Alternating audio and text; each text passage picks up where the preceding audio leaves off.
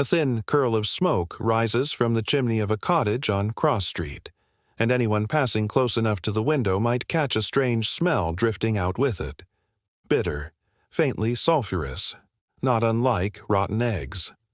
Inside, in the orange light of the kitchen hearth, a Scotsman in his late 30s crouches over the embers, an ordinary teapot wedged into the coals. He has not filled it with tea leaves.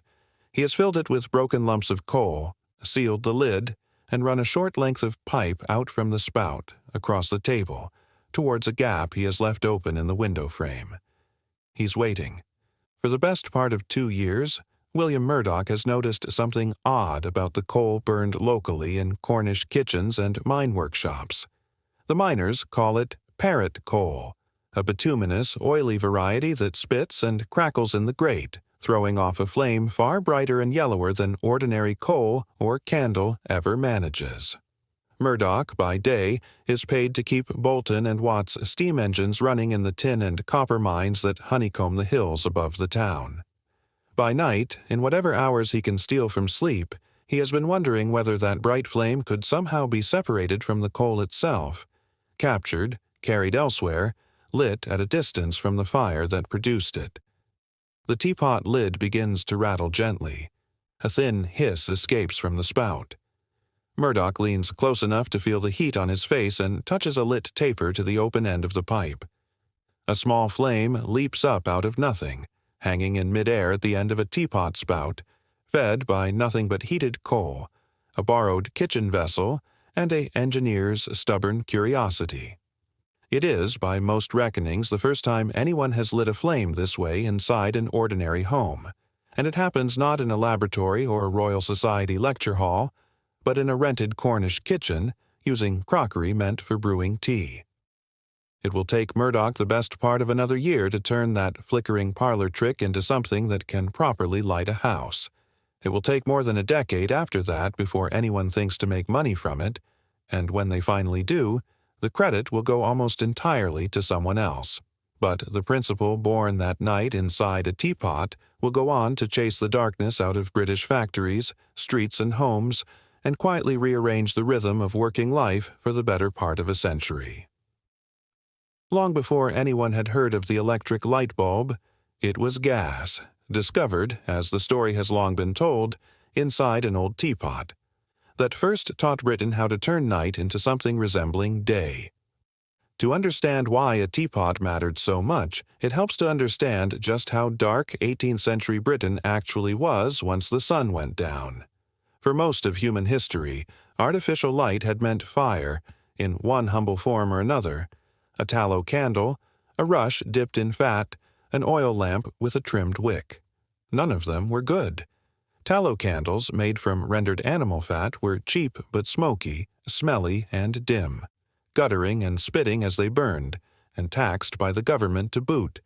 A candle tax, levied by weight since 1709, that would not be abolished until 1831, adding cost to something poorer households could barely afford in the first place.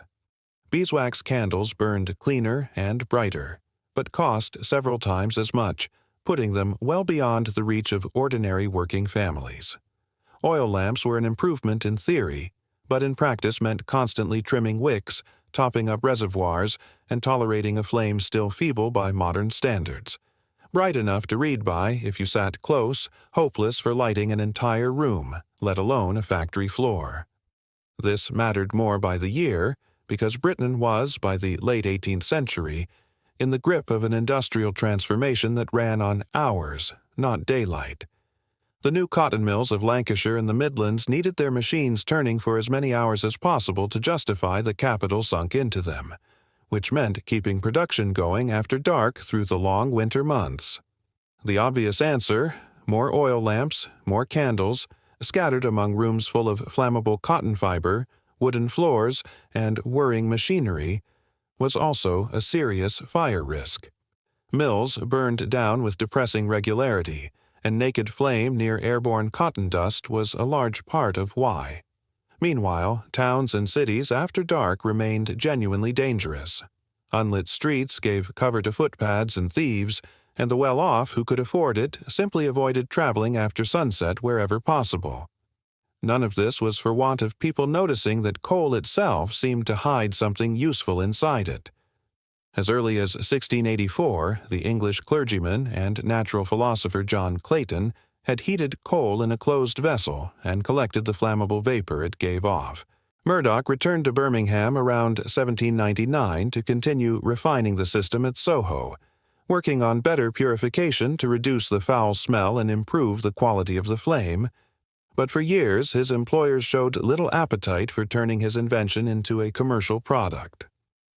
What changed their minds, ironically, was news from across the Channel. Reports that a Frenchman had developed his own system of gas lighting, derived from wood rather than coal, appear to have spurred Boulton and Watt into action for fear of losing both the credit and the market to a continental rival. By 1805, the firm was ready to back Murdoch properly, and that year a Manchester mill owner named George Lee, partner in the cotton-spinning firm of Phillips and Lee at Salford, commissioned gas lighting for his factory, the first attempt to light an industrial building on this scale rather than one man's home. On January 1, 1806, sections of the mill and Lee's adjoining house were lit by gas for the first time, and the figures that followed made the case for themselves. Lighting the mill by gas cost, by contemporary estimates, less than a quarter of what oil or candlelight had cost for the equivalent illumination, a saving of more than 3/4 that no mill owner watching his books could easily ignore.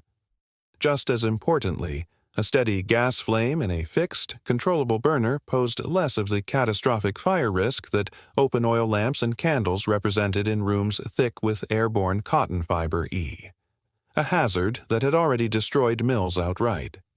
Frustratingly, almost no first-hand testimony survives from the workers who actually toiled under that first gas-lit shift.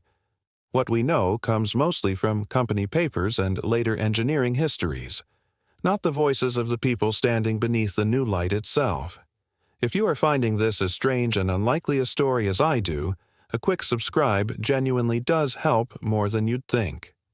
Now, back to Redruth, because the part of this story where the credit goes to entirely the wrong person is only just beginning. Murdoch was not, in fact, working in a vacuum, and Britain was not the only country chasing the idea of gaslight. A decade or so before Murdoch's teapot experiments, the Belgian chemist Jean-Pierre Minckillers had already produced gas lighting demonstrations at the University of Leuven, proving the principle could work in front of an academic audience. But Minckillers never developed it into a sustained, practical system for ordinary use.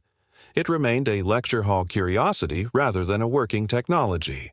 In France, the engineer Philippe Le Bon took a different approach entirely, distilling gas not from coal but from wood, and patenting his thermolamp in 1799 as a single device intended to provide both light and heat. Le Bon staged dramatic public demonstrations in Paris, and for a time looked like he might beat the British to a commercial breakthrough, but his apparatus remained unreliable and expensive, and Le Bon died in 1804 in circumstances that remain disputed to this day, before the thermolamp could mature into anything resembling an industry. Where Murdoch differed from both rivals was patience rather than brilliance. He treated gas lighting the way he treated any mechanical fault on a steam engine, hunting down leaks, refining joints, testing under real conditions over the better part of 2 decades, rather than chasing one dazzling public spectacle. It was, in the end, exactly that kind of spectacle that determined who history would remember. The man who brought gaslight most dramatically to public attention in Britain was not British at all. Frederick Albert Windsor, born Friedrich Albrecht Windsor in Brunswick, had traveled to Paris to study Le Bon's thermolamp before bringing the concept to London, where, on January 28, 1807, he staged the first public demonstration of gas street lighting in the country, along the fashionable length of Pall Mall. He followed it that June with an even more theatrical display to mark King George III's birthday, reportedly cooking sausages over the gas flame for the entertainment of the crowd. Windsor's flair for showmanship did what Murdoch's quiet engineering never had. It fixed the idea of gaslight firmly in the public imagination, and in 1812 he secured a royal charter for the Gas Light and Coke Company, the world's first public gas utility. Murdoch, working all the while through Boulton and Watt, had never patented his original invention, having been advised by James Watt's son that the underlying chemistry was not patentable in any case. In 1808, the Royal Society awarded him the Rumford Gold Medal in recognition of his work, a genuine honor, but a poor substitute for the fortune that piped gas would shortly go on to generate for everyone except its inventor. Whatever the arguments over credit, the practical impact of the technology itself was rapid and unmistakable once industry took hold of it. Within a couple of decades of that first Salford Mill demonstration, gas lighting was spreading through factories, streets, and homes across Britain. By the 1820s, tens of thousands of gas lamps and hundreds of miles of buried pipe were transforming London after dark, eating into the cover that unlit streets had long given to thieves and footpads. By the middle of the century, close to 1,000 gasworks had sprung up across the country to meet demand, helping make gas supply one of Victorian Britain's largest and most visible new industries. The effect was not purely practical either. A controllable, sustained artificial light, available at the turn of a tap, reordered assumptions about when work and leisure were supposed to happen, feeding a new cultural appetite for staying up and working on after dark that no longer depended on the cost or smell of burning actual oil. Gaslight's dominance proved remarkably durable, too. When the incandescent gas mantle, developed by the Austrian chemist Karl Auer von Welsbach in the 1880s, gave gas flames a brighter, whiter glow, it allowed gaslight to compete credibly with the first electric bulbs for decades, rather than being swept away the moment electricity arrived. Today, Murdoch's cottage still stands on Cross Street in Redruth, now run as a small Cornish heritage centre by local volunteers, marked as the first house in the world lit by piped gas. London's Science Museum holds, among its collection, a diorama recreating that Redruth scene of 1792, a small museum-built echo of a moment nobody thought to record properly at the time. And on Pall Mall in London, a green plaque still marks the spot where Frederick Windsor, not William Murdoch, first lit a London street to public astonishment, a small permanent reminder of how often the person who finishes the show gets remembered over the person who quietly worked out how it was meant to function. Return for a moment to that Cornish kitchen. A teapot packed not with tea but with broken coal, balanced over a hearth, a thin pipe running from its spout towards an open window.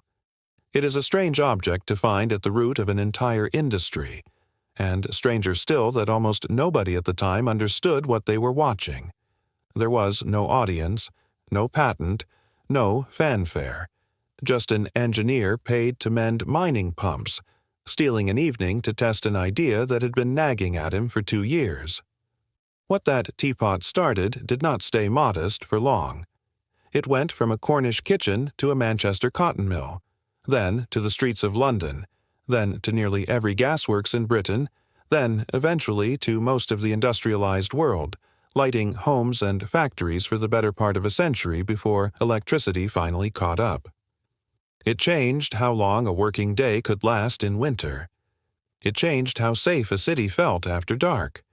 It changed how cheaply a family could afford to see after sunset, and how much risk a mill owner had to accept simply to keep his machines running into the evening.